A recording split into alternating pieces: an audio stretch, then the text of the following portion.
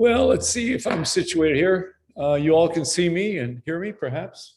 Okay, great. Well, thanks so much, Rachel. And a big thank you to the Lower Columbia Preservation Society for inviting me to share about fraternal architecture, fraternal lodges in Astoria.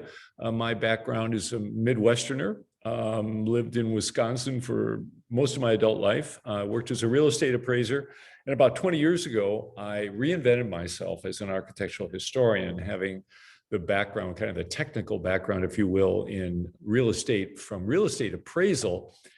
And my heart and soul, my passion is history. I have a bachelor's degree and a master's degree in teaching history. So I discovered Portland 10 years ago, and I felt that I could keep myself busy and contribute to the community in terms of telling the story of the communities through architecture. I often say that there's no better way, or it's an excellent way actually, to kind of connect people to their neighborhoods, to the communities of downtown and so forth. So about 5 years ago, the Architectural Heritage Center in Portland invited me to present a couple programs on fraternal buildings in Portland. And I knew about the Masons and I'd vaguely heard about the Oddfellows, but what I didn't realize was the depth and the breadth of fraternal societies, fraternal organizations in America, coast to coast, north to south, a very, very important part of the development and the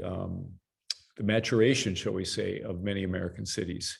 And Astoria is no exception. The fraternal buildings that are still part of your architectural fabric are highly visible and have stories, many stories behind them. So the main story here today, of course, will be architecture, but we can't help but reflecting on some of the personalities, the architects and so forth. So I've got about 100 slides, and this is my first go through. So I apologize if all of a sudden we have to speed up things at the end, but I do want to spend some time at the outset providing a little bit of an overview, a context. Oh, we were on that minor glitch, but fortunately I have someone at just at the ready here. Okay, great. And so think of America in the late 19th, early 20th century. And think of America 50 years earlier. Essentially, America, which was primarily farming communities and rural, had within a few decades become industrial and urban. And so there was this kind of social, psychological dislocation for many people, not just immigrants, but people that had been here for a couple of generations. So what the fraternal organizations, sometimes referred to as secret societies, and I'll say more about that later, was that they provided a personal identity within a supportive group, this kind of social belonging. And through the rituals, costumes, secret signs, people were able to connect on a level where they perhaps had just moved into San Francisco or just moved into Denver or any smaller mid-sized town all over the country. Also, a wonderful opportunity for professional networking. So this is not to be overlooked, that many people were invited to and joined fraternal organizations for an opportunity to advance themselves in their work, in their professions. And certainly the mutual benefit and philanthropic aspect was really important, providing for orphans, old age, death insurance, life insurance, shall we say. So we have this brotherhood piece with the personal identity and this serving their fellow members of the fraternities, but also serving the community. I think what comes to mind would be the Shriners in the children's hospitals. And that's a very obvious example. And there were many examples of where fraternal groups in given communities were very involved with helping to provide services for the needy, provide services, civic services as well. So that was a really important part of it. And we get to the third part, which I call Bonhomie, I think I'm pronouncing it correctly, and which really means kind of good-natured camaraderie. And it does sort of references between men, because Bonhomie essentially means good man. So I use that term because the entertainment and leisure aspect is not to be overlooked.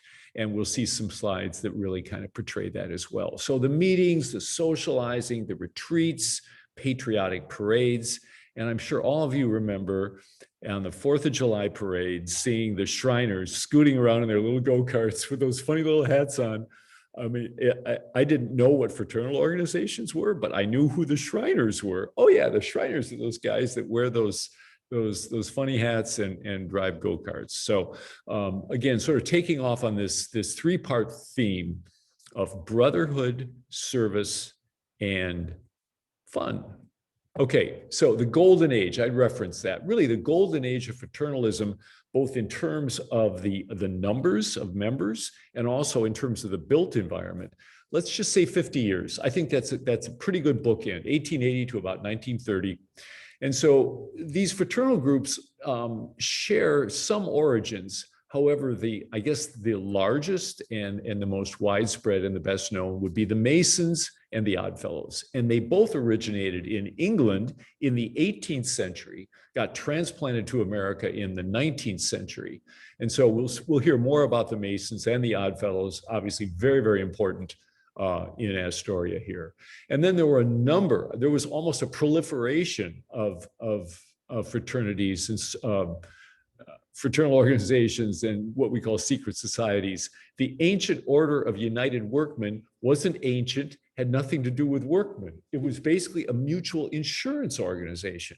And there was, as I say, a proliferation of these, the Woodmen of the World, the Knights of Pythias, and so forth. So this was really an opportunity for people who otherwise didn't have social connections to connect. And so again, getting back to that kind of service piece, and particularly the Elks, pride themselves on their community service. So we have the Elks and the Moose. Again, these are American organizations that started in the mid to late 19th century and really blossomed in terms of membership. And then, of course, because America was and is an immigrant country, we have a lot of these organizations that identify with a particular ethnic group or a religious group. So we have the Knights of Columbus, which are Roman Catholic, the Ancient Order of Hibernians, of course, are Irish, the Sons of Norway. And here in Astoria, of course, we have the Finnish Brotherhood, very, very important part of the social fabric here in Astoria. And certainly we need to address the role of women and bear in mind now, we have a context of Victorian era coming into the early 20th century. So there is this, shall we say, division of labor. There were roles for men and roles for women. And it wasn't that they were hard and fast, but they were pretty much followed. So we have what we would call auxiliaries starting. The earliest one were the Rebekahs, which were associated with the Oddfellows, and that was in the mid 19th century. But the Masons had the Order of the Eastern Star, and there were other fraternal organizations, which is a bit of a misnomer. Do we call them sororal organizations? That were really actually led and mostly populated by women. And the Neighbors of Woodcraft and the Good Neighbors of America are examples. So just kind of an overview. I think it's really important to keep in mind this kind of bookend I have of about 50 years, because this pretty much encompasses the architecture that we're going to see. And of course, Astoria is a special case. We'll hear more about that. So Astoria, 1920 city directory. There were at least 24 different organizations listed as fraternal or secret societies. And you can see the list here: the American Legion, the Masons, Ancient Order of United Workmen, and on and on and on. The Elks, Fraternal Order of Eagles, the Improved Order of Red Men, etc. So you can see just from looking at the city directory at that point, I would say that probably the 1920s was the zenith of fraternal activity, groups and so forth that were, it seems like there were always new groups forming or subgroups forming. And of course, with any organization, sometimes you have a falling out. That happened with the Modern Woodmen of America. There was some sort of scandal, and the guy who was the Grand Poobah was kicked out. And then he started another organization called the Woodmen of the World. Okay, so we go from Modern Woodmen of America to the Woodmen of the World. So these sorts of things are part of human nature. But clearly, as we see both the number and then both the number of fraternal organizations and the numbers of people joining them, that it was a really, really important part of social life in city after city. So let's look at in particular at Astoria, and you all, I'm sure, are quite well versed in kind of this chronological development. Of course, the Astor Fur Company, and then Fort Astoria, which was sold to the British, and then this joint occupancy of what we call the Oregon Country, which kind of left things kind of up in the air until 1846. So one event that took place that Rachel reminded me of was that in 1825, the Hudson's Bay Company joined forces, combined with the Northwest Fur Company, which had been in Astoria, and they moved the post, the fur trading post, then was moved upriver to Vancouver, and that sort of left the Astoria as a trading center, kind of high and dry, so to say. So 1846, finally, the Oregon Country the border is decided. 1854, Astoria becomes the seat of Clatsop County, and knowing still, Oregon is a territory. We didn't become a state until 1859. And here we see in 1854, the Astoria Masonic Lodge number 7 was established. Now that number 7 is important because that means it was the 7th fraternity that was established in the Oregon Country. So that isn't just Oregon, that's Washington and Idaho and parts of Montana, et cetera. So that's very significant. The 7th lodge formed. First one was actually Oregon City, and second was Portland. So of course we had statehood in 1859, City of Astoria incorporated in 1876. And then look what we see here. 1883, 1886, 1891, 1905, these organizations, now this is Astoria, this is locally, these organizations are becoming formed. And of course, what's the next thing? You start an organization, you want to have bricks and mortar, you want to have a place and space that is yours, a place to have your lodge meetings and so forth. And so something that isn't unique, but the timing was somewhat, how shall I say, unusual, that the Great Fire in Astoria in 1922 essentially destroying downtown, actually led to this amazing Phoenix-like rebirth of downtown, as well as the fraternal buildings. So this happened hand in glove.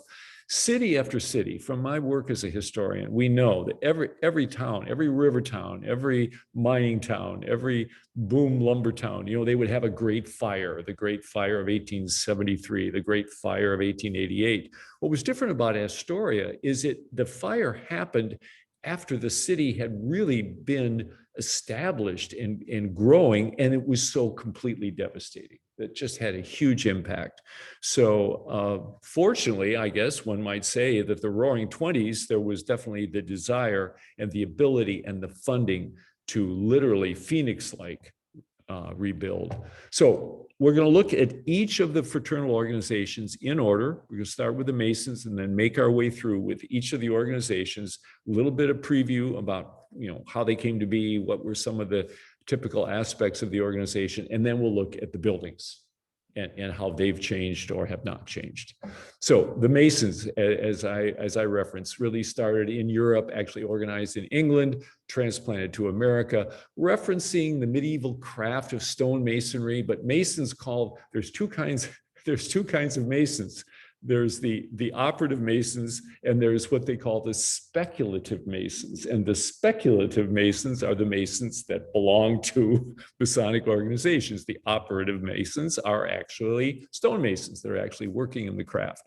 So a lot of the imagery, the symbols, the tools, and so forth of stonemasonry are part of what we call speculative Masonry. By the 1880s, by the 1800s, I should say, they were the largest and most widespread fraternal organization in the world, and they are worldwide. You find Masons, particularly in Europe and really all over. In America, by and large, and not exclusively, by and large, the WASP elite, you all know what a WASP is, right? Do I have to say white Anglo-Saxon Protestant? I just said it. Yeah. So we have the civic and the professional and the business leaders in town. We're typically joining fraternal organizations, and often it was the Masons. And of course, this was a great opportunity to network, as I said earlier. So that was clearly part of being invited to be a Mason. It was certainly an honor. And so particularly the Masons, the secret rituals, the signs, the costumes, the handshakes and so forth were part and parcel of this kind of group identity by knowing the handshake, which is still a secret. The handshake is a secret, at least it is to me. And I know some Masons, they haven't shared it with me. So the important thing about the Masons, I think, is that it became a model for essentially all of the other fraternal organizations. And so we see the Oddfellows, we see the Elks, we see many of these others that are designing buildings that have a similar kind of footprint and so forth, and referencing the similar kind of symbology. And I've got some examples of that coming up. So again, in Astoria, the Masons were the first. They're the oldest, 1854, prior to statehood. So I reference the fact. Here we see the two paths of the degrees of Masonry. There's the York Rite, and then there's the Scottish Rite over here on the left, you can see. And it's kind of this interesting hierarchical progression that men would go through as they were rising through the ranks, if you will, in Masonry. Over here on the right are some of these emblems, some of them referencing ancient civilizations, the Egyptian, the Phoenician, the Persian, etc. And also kind of a semi or quasi-religious aspect to it, and also kind of a militaristic feel. I mean, they have this kind of hierarchy, this top-down hierarchy. You know, they have the grand, in fact, the highest ranking person in the Scottish Rite is called the Grand Inquisitor. So we know that this is, so borrowing perhaps from other organizations, particularly military and religious, and very, in some ways, very inclusive of those traditions. And we'll see that to a degree, certainly in the architecture and symbolism. So coming along to architecture, we have some images here of ancient architecture. We've got the famous Mausoleum of Halicarnassi, which was actually designed on an Egyptian format. We see the Parthenon, or what the Parthenon would have looked like in 300 BC or thereabouts. And so we see these forms, and this is something you're going to see all night. You're going to see columns, you're going to see pediments, you're going to see detailing referencing ancient Rome, ancient Greece. You're going to see the Renaissance also referenced. Of course, the Renaissance was a rebirth of this style of architecture. So hearkening back time after time, you will see many of these fraternal organizations that are borrowing and incorporating what I'm going to call classical motifs both in terms of footprint and format and appearance. They look like temples. Many of them do. Case in point, we close that. Can I close that? Yeah. How do I do that? Thank you. Sure. I have right close by here my compadre and engineer, Rachel Jensen, who's doing a great job. Thank you, Rachel. There we go. And there we are. You to be on top. There we go. Okay, well, that's all right to let Nancy there. That's okay. That's fine. Nancy, you don't mind, do you? Okay. There you go. All right, now we're good. So you all perhaps know the Masonic Temple. It's up on Franklin Avenue. It was built in 1924. Most of these buildings we're seeing obviously are post-fire. Do you call it the Great Fire in Astoria? Okay. So what do we have here in front of us, friends and neighbors? A temple, right? In fact, it's called the Masonic Temple. And we see the fluted Doric columns. You're going to learn about the three orders of Greek architecture. Actually, we're going to see pictures of those. So we have this central entry, evenly spaced columns, windows. Everything is perfectly symmetrical and balanced, which of course is one of the hallmarks of classical architecture. And we see this today, in bank buildings that were built in the early 20th century, in city halls, in county courthouses, federal buildings. We see columns and pediments. In this case, this is kind of Roman because we don't have the triangular pediment. We have what sort of references a balustrade.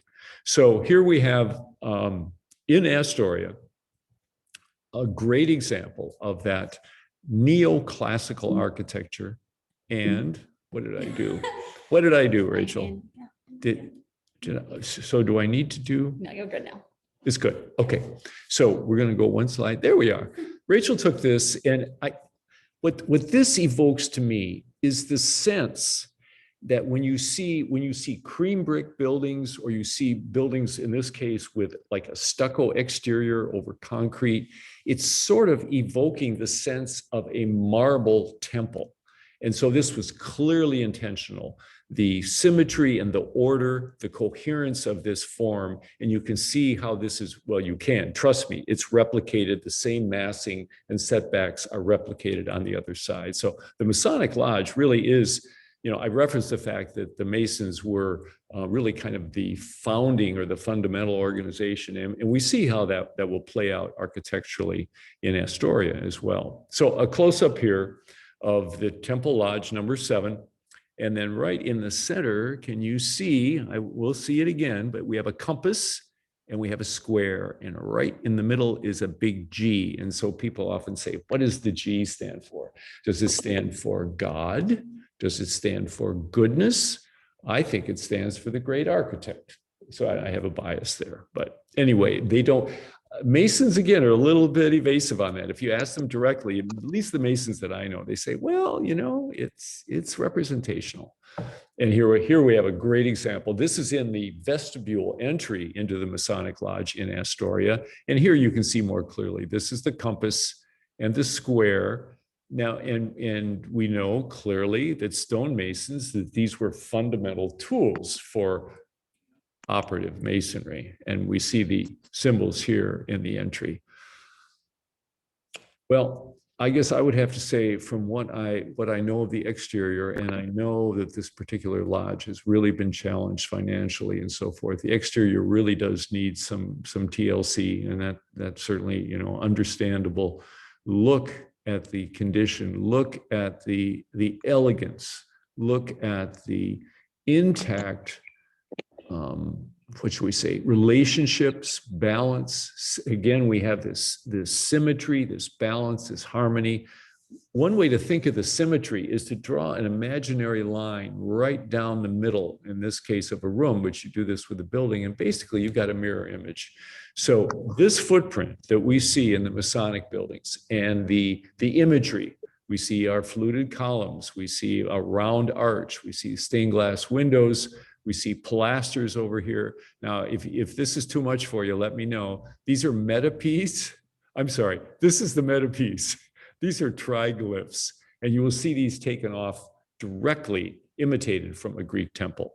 So I'm going to go back once just to give you, I wanted to say something about the fact that Masons will say that most of the Masonic halls, now this is upstairs, this is the lodge hall, which for all intents and purposes, when these were built, this was to be closed to non-Masons. In other words, this was just for the Masons. This was their sanctus sanctorum. This was their private lodge where they would have their rituals and their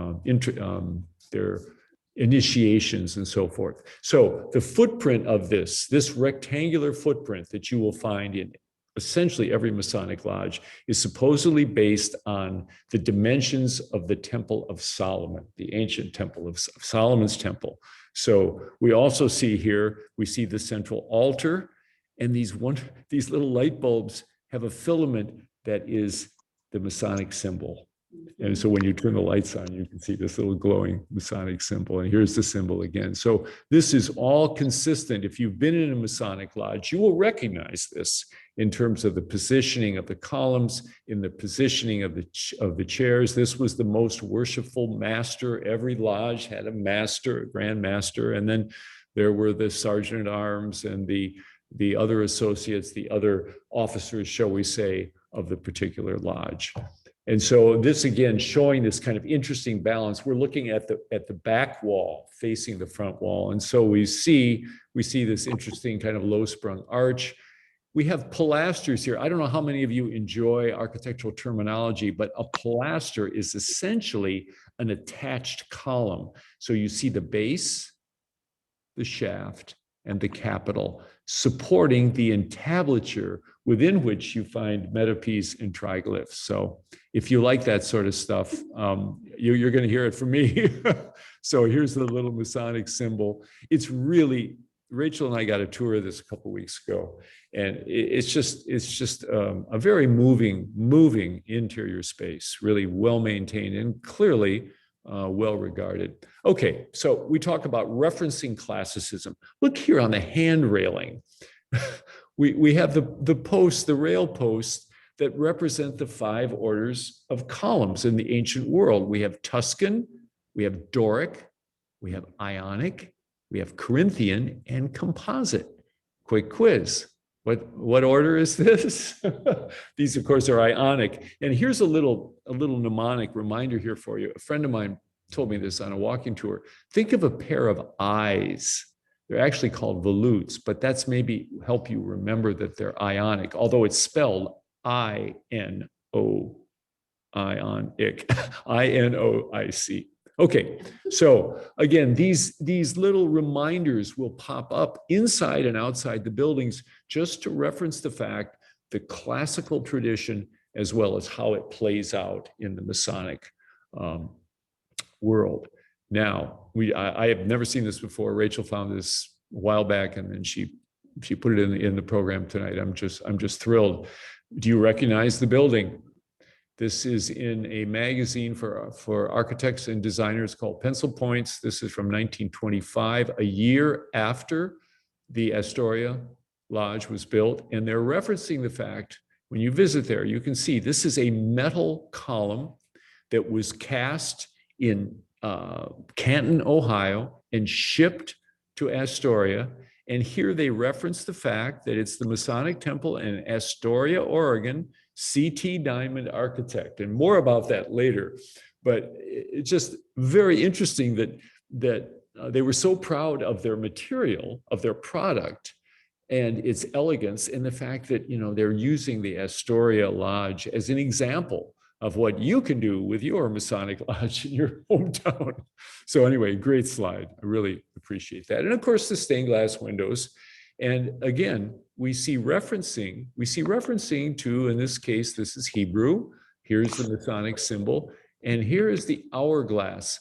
There isn't enough time, and I'm not the one to talk about the philosophy, the worldview, both in terms of service and spirituality of the Masonic order. But I will say this, it's broad and deep and a fascinating story. So again, we're looking at the architecture here tonight, just sort of referencing aspects of that story.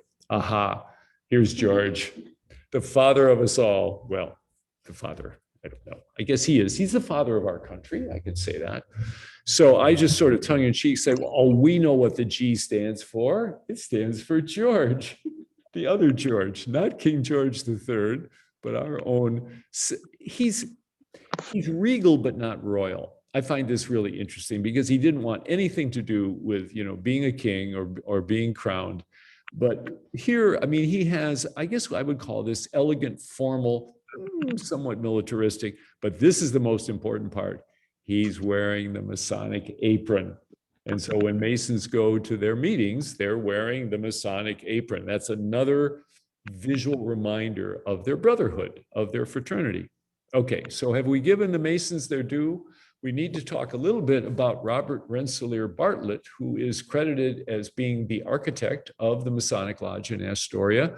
Like many architects, builders, entrepreneurs coming from the East, arrived in Hood River in 1909, started architectural practice there. And then he came to Portland to be the engineer. Does that mean designer? I wonder. Engineer and general manager of the Port of Astoria. Anyway, a very important part of the economy, certainly in Astoria, and a very important role for this fellow who was relatively new to town. He was the manager from 1914 to 1947. So this was clearly a very, very important part of his profession. We're going to take a look at his house that was built in 1921 in just a minute. And he was the architect of the Masonic Temple. So clearly from his training and his background, he's incorporating this grand tradition of the ancient architecture of Greece and Rome. He also designed a scale model of the Columbia. Now, here's a question for you, Astoria. Is that still extant? Is it at the Heritage Museum? It's a scale model, but I guess it's sizable. I mean, it would sit perhaps on a table. So anyway, that's something to check out. So clearly, this was a man of talent, of opportunity, and clearly accomplishment. So if you haven't seen this cute little bungalow, Astoria is full of wonderful residential architecture. So I guess you might not think that this stands out. This was designed by Mr. Bartlett for Mr. Bartlett and his family. And it's sort of I guess I would have to call it a classic, a neoclassical bungalow, because it's clearly a bungalow with this clipped gable here and the rectilinear footprint and single story with an attic. But look at this entry, friends and neighbors. What do we call that? It's a pedimented portico. And so here we have a pedimented portico on a bungalow in 1921. And this pedimented portico, by the way, I mean, it's got modillions, right? And they're probably Doric columns supporting the entablature, which then supports the pediment. Just for those of you who are like this, if you're keeping score, it's called a broken pediment because it doesn't completely complete there on the bottom line. Anyway, I've been in the building. This is what I do as an architecture historian. I guess it's somewhat brash, but I will just walk up and knock on the door and say, I'm an architectural historian, and do you mind if I ask you a few questions about the house or take a picture? And they invited me in. So I got a tour of the first floor. It is an absolutely fabulous building, showing the craftsmanship, but also showing the design flair of Mr. Bartlett designing his house for himself and his family. It's in excellent shape, and it shows some arts and crafts influence, but it's very classical as well, with cove molding and amazing French doors. Just an absolutely lovely building. And thanks to the owners for inviting me in. Okay, we're going to move on to the Elks, the Benevolent and Protective Order of Elks, the BPOE, founded in 1868 in New York as primarily a social club. In fact, their original name was the Jolly Corks. We don't have to say any more than that. We know what at least part of their focus was. And the elk was chosen over the buffalo as an American image. I guess, I don't know, strength and endurance. And I think this is still true, one needs to believe in God and be a patriotic American, have good moral values, and be, at least in the past, I don't think this is true. I'm quite sure this is not true. In the past, you had to be a male and over 21 years. So their hierarchy, similar to the Masons, chartered in Astoria in 1890. What I find interesting, they were the second chartered Elks Lodge in the state of Oregon. So that obviously they were, and we'll see this in the architecture, that they were very popular in Astoria. So we, by chance, thanks to our guide, thanks to Kevin Daw, who gave us an amazing tour of the new Elks, called the new Elks Building. We'll see it shortly. This was an earlier Elks Building. I don't know if it was the original. I think it probably was, sitting on the same site as the current Elks Building, destroyed by the fire in December of 1922. And here is, as far as we know, this is the only picture that you've run across of this previous iteration of the building, which was lost in the fire.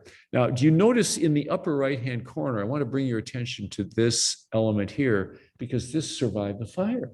This building would have survived the fire or been replaced. I'm not sure. I'm equating it with this one. It could very well be that this was the elevator. Now I'm getting off in the weeds. I probably shouldn't speculate anymore on that one. So let's suffice it to say, here's the Elks Building designed by Charles T. Diamond, and we're going to hear more about him. And so I would call this classical revival.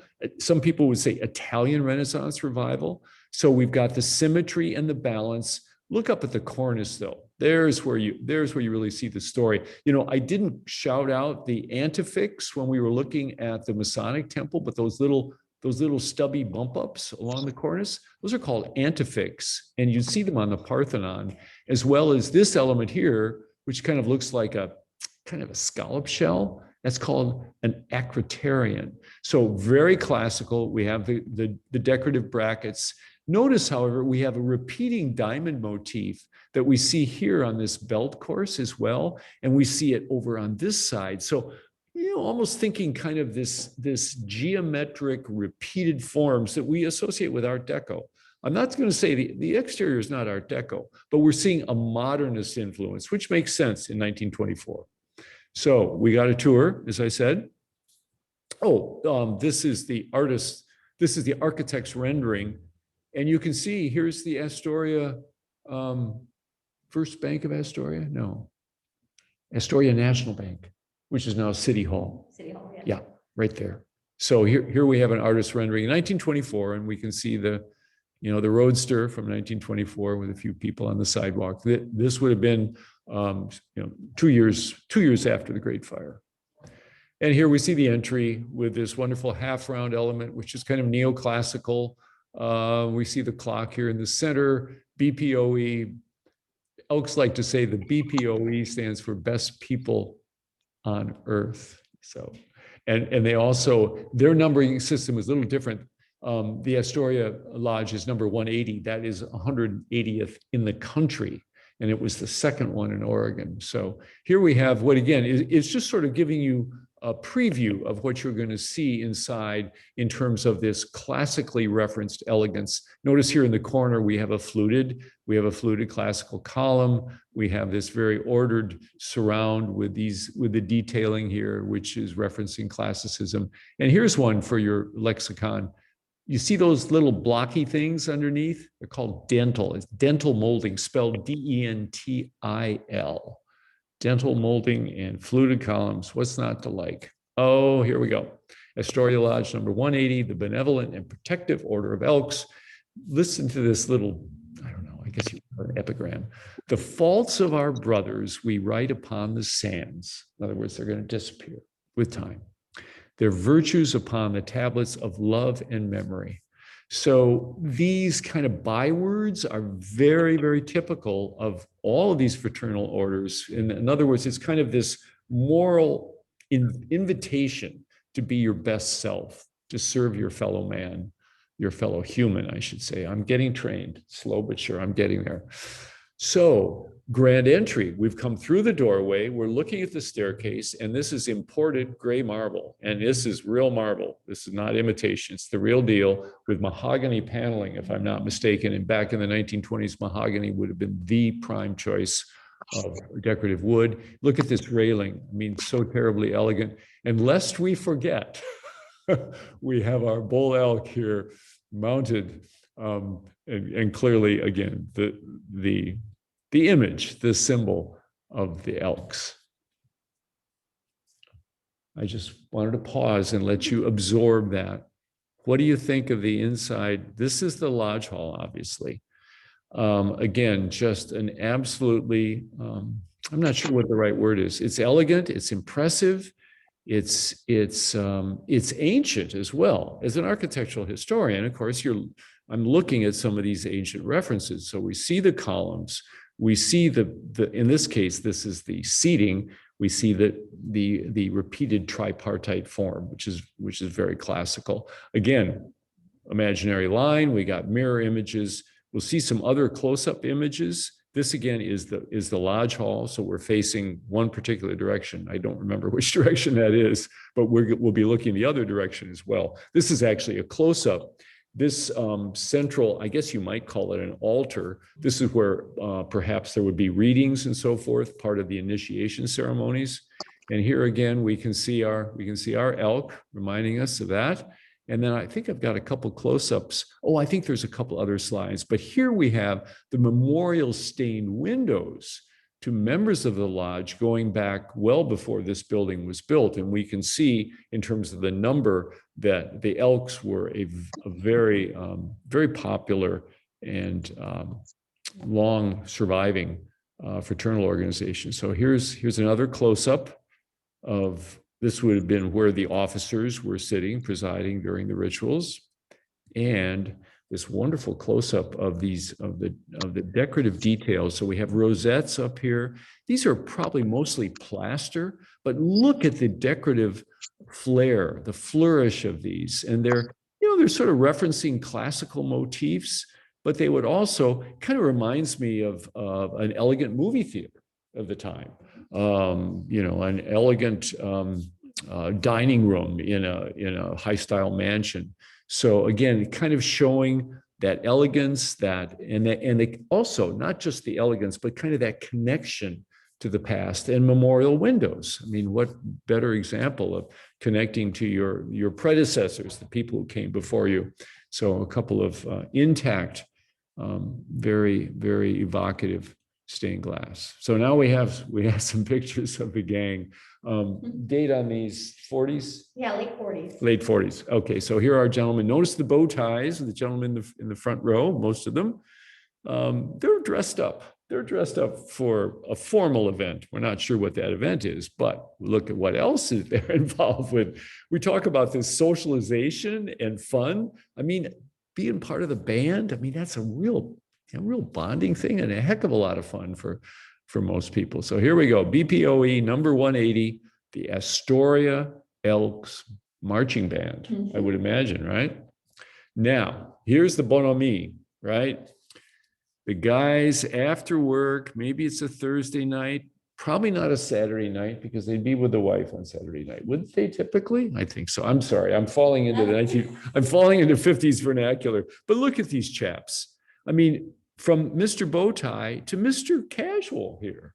So, but this is clearly a gathering. They're enjoying a little beverage, a little refreshment. They're networking, jollity. Bonhomie, they're having a good time. Now, what I want to bring your attention to are these decorative pillars, supporting columns. And you can see here, they're decorative, right? Here's this little round piece with decorative element here. Let's take a look. This Rachel took a couple weeks ago. And this is the second floor. This is the second floor, right? So we're not even up to the Grand Lodge. Right, we've already visited. We've been to the Grand Lodge. Thank you. So this is, I think they call it the lounge. Yeah. And notice it is intact. This decorative motif, which I think most architectural historians would call this Italian Renaissance revival. Look at the egg and dart. Here's another one for your lexicon. You see the little darts between the eggs? Anyway, trust me on that. It's called egg and dart.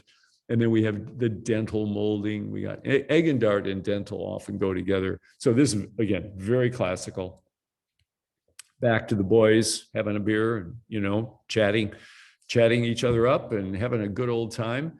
I want to bring your attention here to this end wall and this clock, this elegant timepiece here. And we look now at just a few days ago, and here it is, still intact. A kind of, it was probably some sort of a, what would you call a commemorative clock that they raised money for. And I'm not sure if it was made in 1890, but clearly referencing the fact that this Elks group has been involved and active in Astoria since the 1890s. And this is the lounge today. So still social events taking place there. And you can see it's been remodeled, and certainly we've lost, we see these columns are covered up, but some of them, as we saw earlier, are still intact. I think we can see some of them here in the background. So kind of with the times, this fireplace sort of has a 1960s look, but it gets even better. There's more goodies to come, and a mystery. So I send this out to you, and I think Rachel would concur. What is this? It's a display box of some sort. This is kind of quartz gravel. This is, I would call this Lannon stone, very popular in the 50s and 60s with these angular posts here. Was it, and this, of course, is a mirror. Here are guides who are reflected here in this mirror. What was this for? All right, this is the same level as the lounge. So I don't know, were there statues? Were there trophies in there? Plants. Or plants? Is it a planter? Oh, it could be a planter. Anyway, so send in your send us a chat at some point in the chat room and tell us what you think. So as I said, it gets even better. Look at this. Did you know there was a bowling alley in the basement of the Elks Temple? There is, and I won't say it's operational, but all the equipment is still there. And I think it was operational perhaps up until fairly recent years. And there's a row of bowling balls. So again, think of the Elks Temple. And I don't think this is unusual for Astoria. The Elks Lodge was definitely a community center for social gatherings and entertainment. And I've seen this in other cities, these large commodious buildings with, the kind of the sanctus sanctorum, the ritual lodge room, but then there were social rooms where families could come, and then there was entertainment, whether it was music or in this case bowling, right? Everybody likes to bowl, most everybody. Okay, now look at this. So I'm thinking this was contemporaneous with the bowling alley, and mid-century modern, kind of art moderne, this wonderful curved bar with these great colors, right? So again, it would just be a guess, but this clearly was part of a remodeling, in the mid-century, shall we say, 60s, 50s, perhaps even the 70s. And fun. Okay, we're having fun, guys. It's fishing fun. 51. Rachel found this, and she has identified this gentleman is Ike. I'm sorry. Isaacson, Ike Isaacson, of course. He's an architect. He was the architect of the repurposing and makeover, the exterior makeover of what is today's Moose Lodge. So we'll hear more about that later. He was also the great exalted ruler. He was the exalted ruler of the Elks. So we see that people of prominence in the community. This is part of the deal. You have the social connection, you have the business connection, professional connection, and by golly, who doesn't like to go out and have a heck of a good time with a toilet plunger, right? Why not? And a little washboard, and these guys were dressed for fun. So another example of how there's sort of a multi-purpose goal here to belonging to a fraternal organization. So the Independent Order of Odd Fellows, as we sort of referenced earlier, became quite numerous. In fact, actually outnumbered the Masons by the end of by the early 20th century. Again, began in England, transplanted to America, first one in Baltimore. Look at the service mission: visit the sick, relieve the distressed, educate the orphan, and bury the dead. So here, this service thing, now this is not just for their brothers. By the way, I should mention, people ask me about Odd Fellows. I believe it's a British expression, and maybe someone out there can correct me. But odd means the occasional or the other. It doesn't mean they're strange or weird. It just means that they're different. And so for men who wanted to be in a fraternal organization in England now, and not invited or not interested in becoming a Mason, there was the Odd Fellows, the other fellows that were interested in fraternity, etc. So we see that this encouragement to do good and to serve others is part of it. I mentioned the Rebekahs, first U.S. Organization to welcome women, and they call themselves Rebekahs. When you're traveling around, you will see invariably, you'll see a lodge hall, might be the Masons are still meeting there, and the Odd Fellows, you see IOOF, and then you'll see Rebekahs. So the Rebekahs are part of the umbrella of the Odd Fellows, and they have their own, I guess you might call it their own subgroup. And the first lodge of the Rebekahs was in Salem. By 1915, they were the largest fraternal organization in the US. We don't know exactly when the Beaver Lodge was established. What's the Beaver Odd Fellows Lodge established in Astoria? I've seen references to 1871 or 1883 on the building, the date block on the building that you saw earlier, and we'll see again, it says 1882. So I'm thinking it was certainly probably before 1883. And so other organizations would meet. This is very typical. They would meet in, say, the Odd Fellows Hall or the Masons Hall. And here in Astoria, we had the Woodmen of the World meeting there, the Sons of Norway, and others were meeting in the Odd Fellows Hall. FLT, Friendship, Love, and Truth. Again, I'm encouraging you to kind of pay attention as you're traveling about. You will see buildings built, in that same time period, 1890 to about 1930, and you will see 3 rings. In some cases, you will see the FLT, but sometimes you won't. So when you see the 3 interlocking rings, that was built by the Oddfellows. And you'll see typically the lodge is upstairs. And then on the main floor, this is not just for Oddfellows, but for all of the fraternal groups, the main floor typically was retail and mercantile. And we'll see examples of that. So here we see, what do we see here? Friendship, love, and truth, and benevolence. So again, this kind of moral imperative, if you will. And here's the hand held up with a heart inside. And we see a beehive. And notice the all-seeing eye. We saw that with the Masons, and we'll see that again. So again, symbology, right? Ancient, classical, here we go again, fluted columns, right? They keep popping up. This is not by chance. This is by design.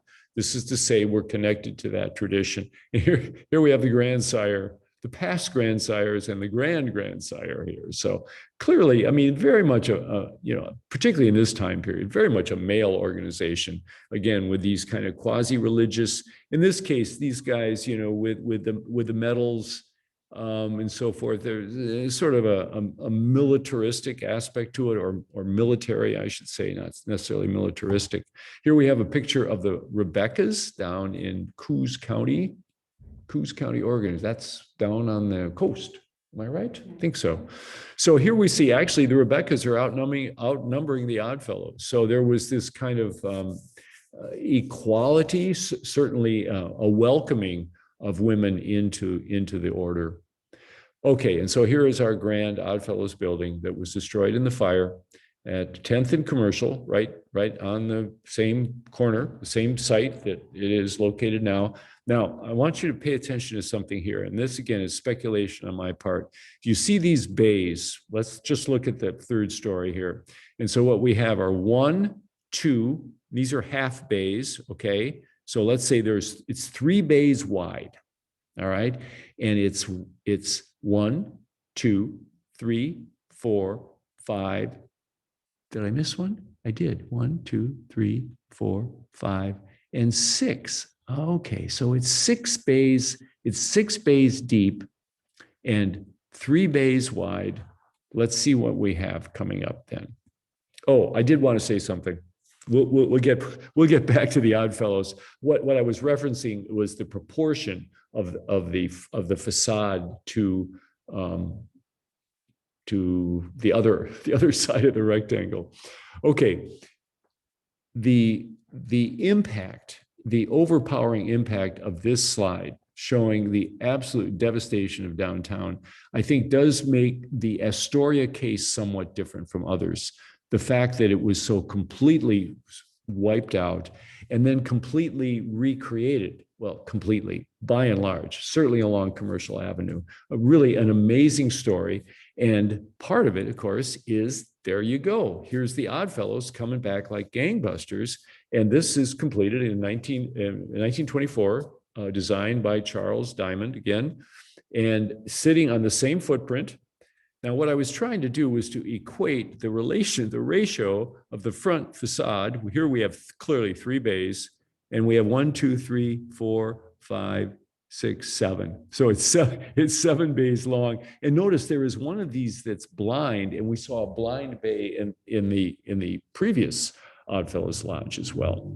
So that was then, this probably taken very soon after it was rebuilt, probably in the 1925, 26, we can see the styles of the cars. And again, just to emphasize this really important point about the fraternal lodges is that typically the main floor would be an income generator. They would have retail space that they would rent out to help pay for the construction costs. So it was clearly an investment, and it was an economic opportunity to have a Grand Lodge hall to serve the organization, and then to have a source of income here with all of these retail spaces. And you will see this with the Masons and with the Elks and with the Oddfellows and with other fraternal organizations that are building their own building. A large building downtown it would be 2 or 3 stories tall or more in some cases, but clearly the first level, the street level, would be income producing through retail rentals. And here's a lovely perspective looking east on Commercial Street, and we see the Astor in the background. And here's the Oddfellows, very prominent in the same location.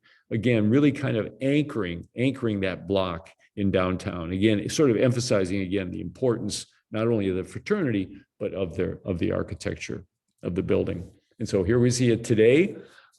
It's known as the Oddfellows Hall, but it's the home of the Astoria Arts and Movement Center, and has been restored, given a thorough facelift, shall we say. The interior has been restored. There's active storefronts here currently. So this is an excellent case of historic preservation and adaptive reuse. The two pillars of a vital urban center to preserve the architectural fabric, what many realtors refer to as the charm and character of a downtown, has a lot to do with preserving the architectural appearance and then finding a new use for those buildings if the use is obsolete or whatever, or finding new energy and new businesses to come in. And so this building is an excellent example. So my hat's off to the folks that rescued this and are taking care of it and really enhanced the appearance of downtown Astoria. And here's the interior. Here we go again, right? We've seen, this is our third example. This would have been, of course, the meeting hall for the Oddfellows. So again, this is where they had their rituals and so forth. We see the same kind of footprint, the same kind of dimensions here with columns, right? Here we have our Greco-Roman columns with, instead of a triangular pediment, we have a half round pediment, but still classically referenced. And we have the round aspect referenced in the leaded windows as well, well preserved and maintained. And here we see it on the other side. So we see that balance and harmony of wall to wall. We see how that's echoed. And here again, we see a close-up here of these very plain Doric columns, but clearly referencing classicism. Here we have the decorative brackets underneath as well. Yeah, this is the dance studio, I think, isn't it? Yeah. It's sort of like a little altar-like, but very, very nicely decorated here. This is the other end, of course, of the lodge hall. And so here this is a before, and we just saw the after. Again, a major project, a major restoration project undertaken by the current owners. So plaudits, applause, a round of applause for historic preservation in Astoria, and a very, vibrant, vital part of the downtown. And here's the half round arch, IOOF. You will remember that. If you hadn't known about the Oddfellows, here's a reminder. International, no, is it independent? I think it's independent. It's independent order of Oddfellows. And the independence is an interesting one, because the Oddfellows were established in America after the Revolution, and they clearly wanted to indicate their independence from their English brothers. So that's the I, Independent Order of Oddfellows. And here we go with the three interlocking rings. We don't see the FLT, the friendship, love, and truth, but that's what that references.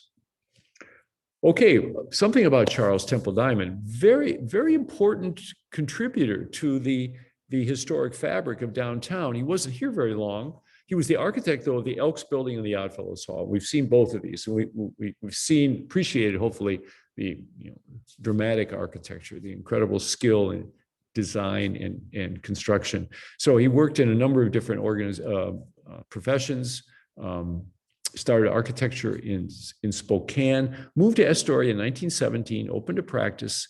And then when the Great Fire hit, he was one of the handful of architects that were available downtown. So clearly he had a lot of work.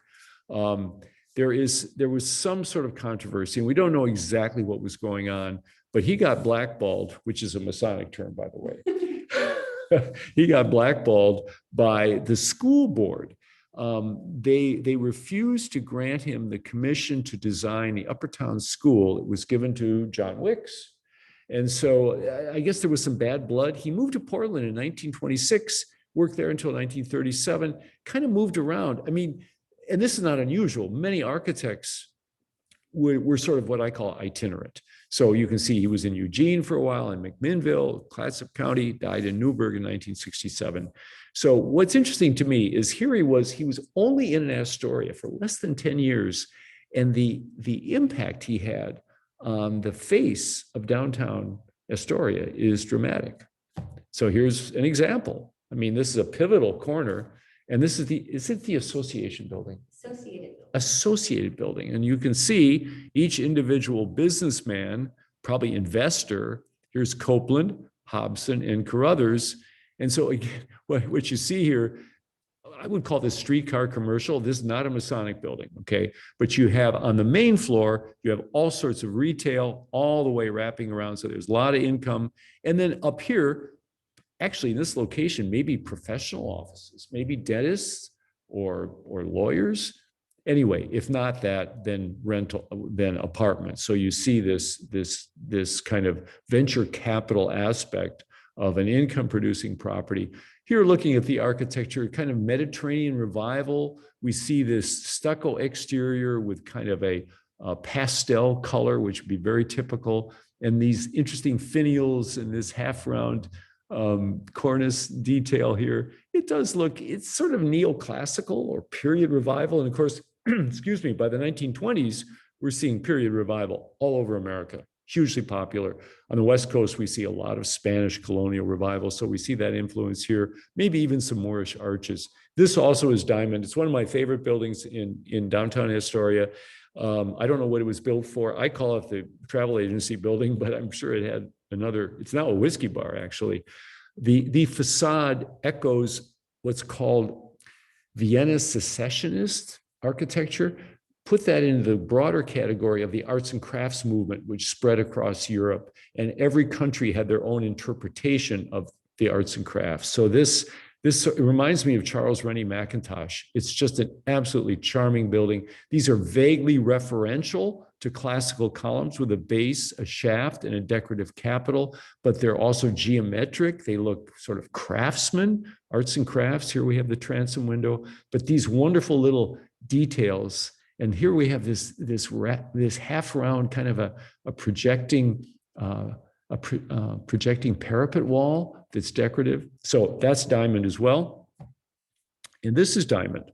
This is the Riviera Theater, which we know today as the Columbia, which was built, this theater was built at the same time that the Liberty Theater was built. So now we're moving on to the improved order of red men, and we understand we have a context here. The context, today's context would not be approving of this. We understand this. But going back to the American Revolution, this was a group that called themselves the Sons of Liberty that had the Boston Tea Party. And you remember from grade school that these guys dressed up like Indians and ransacked this British merchant ship that was full of tea, and they threw the tea overboard. So anyway, apparently that's the tradition. They changed their name at some point to the Order of Red Men Improved. Not sure what that's all about. And they used the kind of visual costumes and names of American Indians. So it would really be considered co-optation, certainly. They also were patriotic, fraternal, and benevolent. Freedom, friendship, and charity. So we can see the mottos usually have 3 words. There seems to be a repeating pattern. 1874, they were first organized in Oregon. They built their lodge, we think, in 1905. We've seen reference to that. And of course, it was destroyed in 1922 and then rebuilt. And that's what we're going to get to. Oh, before we get to the rebuild, look at these characters. I'm not sure what community this is, but this is clearly from that time period, 1930s, maybe 40s. And I don't know. I'm not sure if I want to hang out with those characters. They look, well, I guess they're having a good time. Is this Bonhomie with the Order of Red Men? Anyway, I do know what Rachel has just told me, that John Wicks actually dressed up and was representing Chief Concomely. And I'm thinking that actually part of this was not just a parody and not just kind of aping, but there is also some reverence for the Native American traditions. And so, it's not just a black and white issue, but clearly this looks, let's put it straight, it looks a little silly. right? So we don't know what they were doing necessarily in Red Man Hall, although we do know that John Wicks was part of this fraternity. Here's a recent picture of the former Red Man Hall. It's now the Church of Christ, built in 1923, designed by John Wicks. Now, architecturally, completely different, right, than everything else we've seen. This is a single story, looks like a craftsman bungalow. We see the exposed brackets, probably exposed rafter tails right here, shingle cladding, narrow in front, long in the back, multi-pane windows, craftsman. And so here it stands today as part of the architectural fabric. And Rachel found this archival photo. Here is Red Man Hall. Actually, it looks like it's painted a dark red at that point.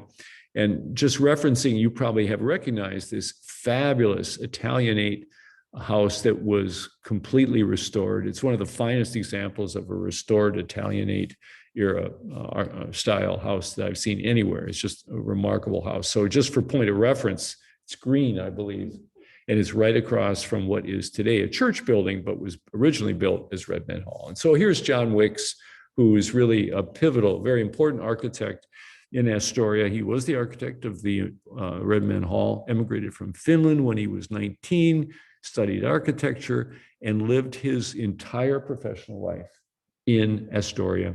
Father, I guess notably the father of Ebba Wicks Brown, also a very prominent architect, designed numerous buildings, residential, commercial, 35 commercial buildings downtown. So here's a guy, I'm glad we found a picture of him because he's really important and added just a tremendous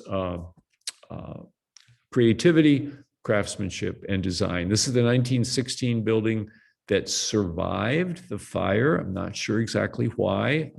Probably, maybe some of you in the audience know, but it's a great example of what I call streetcar commercial. Here we have the recessed entries, lots of windows, transom windows across the top, and then either apartments or professional offices above. And of course, this is what we call the Wicks, what do you call it? His repertoire, his opus, his heritage. This, of course, was the Astoria High School, built in 15, I think 15. And now, of course, you all know it as Classic Community College. And much of the architectural fabric, both inside and outside, is maintained, and a great example of adaptive reuse, in this case for a community college as opposed to a high school. This is the Columbia Hospital, which still stands and I believe is a retirement center currently. And again, very, very elegant, neoclassical, lacking a better term. When you see the symmetry and balance, here we have round arches and we've got columns, right? Yeah, they're columns, base, shaft, and capital, decorative capital here. So it's neoclassical. And here we have little finials that are actually, looks like planters, right? So classicism, John Wicks, and of course the Bank of Astoria, which we can see right out here. All right, quiz of the night. What order? Are you chatting? Oh, Sean raised his hand. Sean, raise your hand. Okay, we'll get back to you, Sean.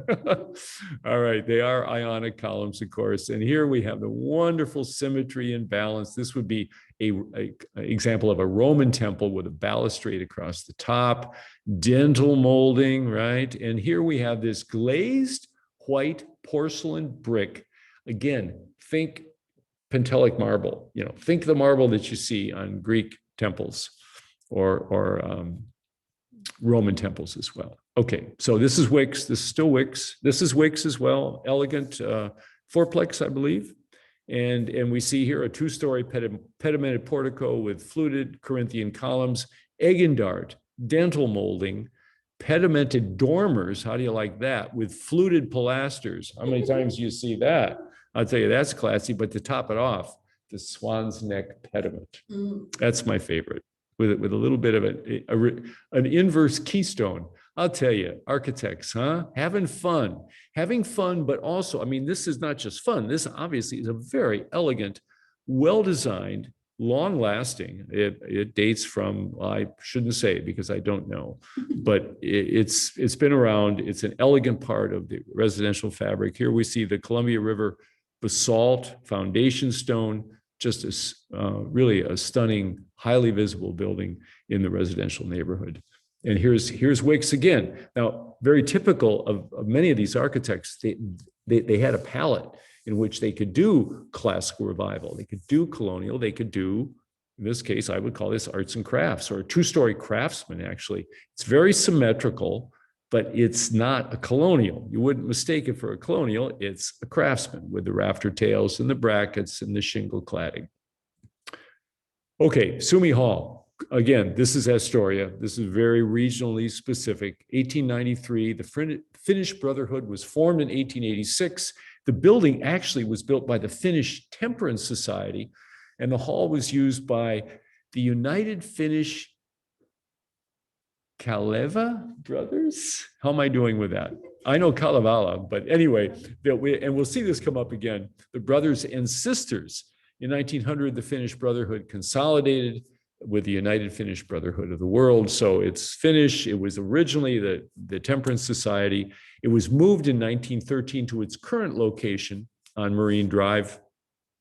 And it purchased Sumi Hall from the Finnish Temperance Society. I think that means that the fraternal group, the brothers and sisters, the United Finnish, the UFKBS, that's it, because we'll see that coming up. They purchased it in 1937. So thanks to Eric Williams, we have some great archival photos, but first we have a contemporary photo from just a few weeks ago. And here again is Sumi Hall, 1893, 1947. I'm not sure exactly what that references, but maybe that had to do with the time that the organizations were consolidated. But Eric Williams found this lovely, lovely picture of the original Temperance Hall, the Finnish Temperance Hall from 1893, very much showing that kind of late Victorian embellishments, that expressive, highly detailed facade. Here we've got the pediment with dental molding. Look at that. And here we have the entablature with the name block and the date block. And let's see how that turns out. Well, it was moved to its current site. And so we lost some of we lost the two domes, right? But we still have the pediment. We still have the name and the date block, and we still have this interesting cross bracing on these pillars or posts. And so another building was attached to it. And this, of course, is what we still see essentially today. And this would be then part of a consolidation with the Fraternal Hall, along with other retail businesses. Here we have the Finnish meat market, and we have the Finnish mercantile, obviously catering to the growing Finnish population coming in the late 19th, early 20th century in Astoria.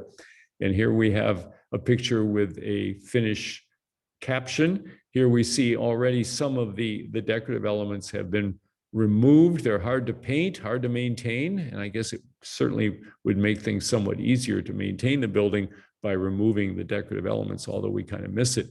The reason I included this slide, here we see the hall, here's Sumi Hall, Dance Tonight, social center of town. Here we can see the other businesses and buildings. Some of these still remain, but we don't see the Megler Bridge. So this clearly predates 1966, I believe it was. And here's the hall. This again is a close-up from later, I think probably in the 1970s or 80s. Dance Tonight. And how many times have you heard stories about grandma and grandpa met each other at the dance hall? I don't know. I think it's just in the culture. People, this was definitely a place to meet people. Here's the interior, and it kind of looks like a dance hall. Here we have a very modest stage, a very modest interior, but this is the lodge hall for the Finnish organization, which is still very active in Astoria. And I got a close-up here of the backdrop. And I asked Karen Van Cleve, who gave me the tour, I said, what does Tervetuloa mean? And I believe it means welcome. So here we have, and this scene, I'm thinking this is evoking Finland. I mean, it could be evoking, Northern North America. I don't think it particularly evokes the Pacific Northwest because these trees are so short. They don't look big enough to be old growth Douglas fir. So Anyway, very evocative, a northern landscape. Let's call that a northern lake landscape. And here's the UFKBNS. There's the banner, Astoria Lodge number 2, which implies that there's a lodge number 1. And I'm not sure where that would be, but clearly the Finnish population here was sizable at that time and perhaps continues to be. Notice this. This is hand in hand. This looks like a male and this looks like a female. So it is brothers and sisters. So they had the equity longstanding here in this particular group. So we got a couple more here, just 2 more coming down here. That's okay because we're close to 8 o'clock. This is the Loyal Order of Moose, fraternal organization similar to Elks and many others, founded in Astoria in 1910. And we will see a great example. I'm going to call it adaptive reuse and architectural enhancement. Let's go with enhancement. Look at this. This is one of Rachel's favorite buildings, if I can say that. Is that all right if I say that?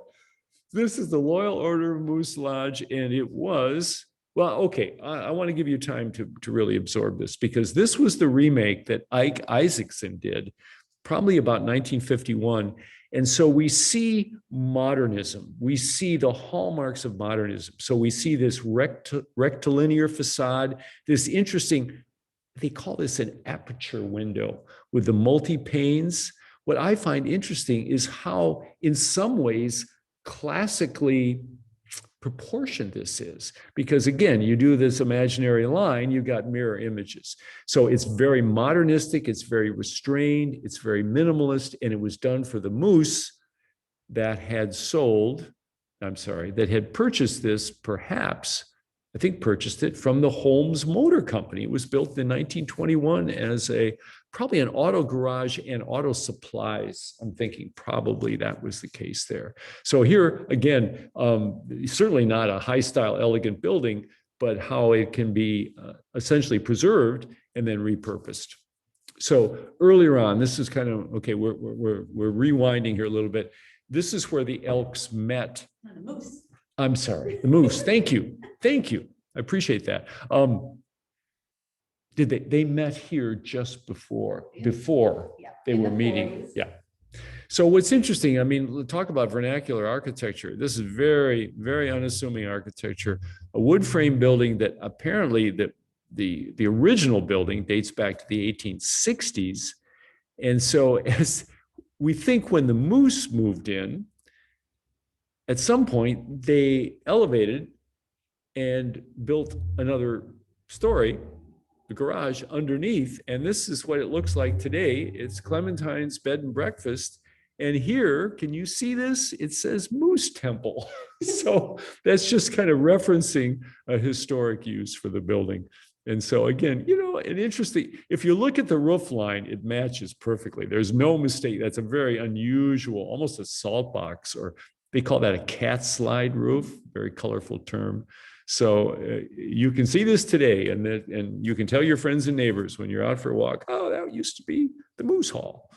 Okay, finishing up with the Loyal Orange Order, somewhat obscure, probably started in Northern Ireland. The Orange Order references William of Orange back in the 18th century. He was fighting for the British in Northern Ireland. In fact, it was because of William of Orange that Northern Ireland is separate from the rest of Ireland, and it's Protestant by and large, although there's Catholics that live in Northern Ireland. Ergo, we have the conflict that's been going on for a long time. The Orange Order were the defenders of Protestantism in Northern Ireland. So I guess you would say they were patriotic to Northern Ireland, and how they ended up, who they are in Astoria, we don't know. Maybe some of you know, but there were lodges of the Orange Order, particularly in English-speaking parts of the world, England, Scotland, Canada, and the US. And what's interesting, well, okay, just to put it in context, does this look familiar? Did we see this with the Masons? Did we see this with the Oddfellows? Again, we have this all-seeing eye and these interesting symbols from the Bible and from the ancient world, and they're religious and kind of mystical and spiritual. And this is the Loyal Orange Order. They've adopted all these, but I think it was part of what you did if you were a secret society, there were the rituals and the handshakes and so forth that had to be identifiable yours. Notice here it says union. By the way, that's union with England, union of Northern Ireland with England, and truth. God is my trust. Okay, now we have it today. This is the building that was built in 1924 for the Loyal Orange Order. It's now the American Legion. It went through another iteration, and it was Montgomery Ward's. Oh, I just wanted to show you this just to contextualize it in terms of architecture and timing. Doesn't that look 60s to you? The kind of that angular approach, that kind of recessed entry with this sort of Lannon stone, kind of matching the exterior siding. So not to disparage in any way, shape, or form the American Legion, but we see what it is now, and then I'm going to show you what it was when it was built.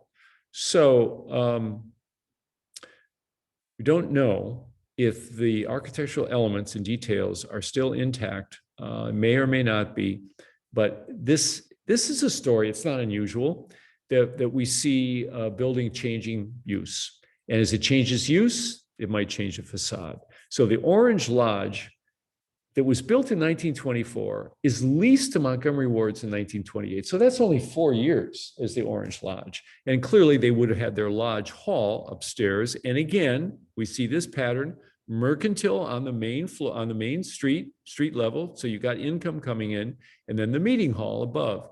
And classically referenced, you all have learned the term dental molding now. If you didn't know it earlier, now you know it. And so an elegant building, designed by an important architect in the area, and we see it go through from Lodge Hall to Montgomery Ward to American Legion, and the Legion apparently purchased the building in 1943. Okay, so the architect was this gentleman named Paul Milton Hall Lewis, and did we get the birth date? Maybe we did, maybe we didn't. We got that. All right. Well, anyway, we think that's his birth and death date. He was the architect of the building, the original building. He, again, like many people, came from the East, moved to the West Coast at the turn of the century. I mean, cities on the West Coast were booming through the 1890s and into the early 20th century. Started his architectural practice in 1904. Again, we hear this about architects working in many different communities, especially Hood River. I think probably the fruit industry was drawing population and energy there. This is one of Hall Lewis's buildings, surviving buildings. This is the Occident building, highly visible. That's on Marine Drive, if I'm not mistaken. 1924, again, part of that Phoenix, the rebirth of downtown. Oh, this is one of his theater buildings. This is actually in Camas. And again, like many of the other buildings, we've talked about this, they sort of have that Mediterranean look to them. Here we have these interesting horseshoe arches in the projecting decorative pediment. Here we have the twisted columns, which I associate with Spanish Revival architecture, round arch. So movie palaces, and of course, wonderful movie palace here in Astoria, the Liberty Theater. So with all that, I'm taking a deep breath because from my watch, it's straight up 8 o'clock. All right, so thank you. Thanks to, in order, Rachel Jensen, director of the LCPS. By the way, Rachel is knowledgeable, she's well-trained, and she is dedicated to historic preservation. So a big thank you, Rachel, for all that you've done and are doing, and for inviting me here. Shout out to Mac Burns of the Clatsop County Historical Society. Karen Van Cleve gave me a wonderful tour of the Finnish Brotherhood Hall. Eric Williams sent me most of the archival photos that you saw of the Finnish Brotherhood Hall were sent to me by Eric. Kevin Daw and his son gave us a great tour of the Astoria Elks Lodge. Sean Morgan gave us a wonderful top to bottom, up and down tour of the Astoria Masons, and Jessamine Grace West welcomed us into what is the Oddfellows Hall, and now known as the Astoria Arts and Movement Center in that upstairs. So thanks again to all of you for hanging on here. till 8 o'clock. And I think I'm going to let Rachel open up the chat room, and I'm going to step aside here Take a drink of water. and have a drink of water. I'm getting a little dry. Thank No you. problem.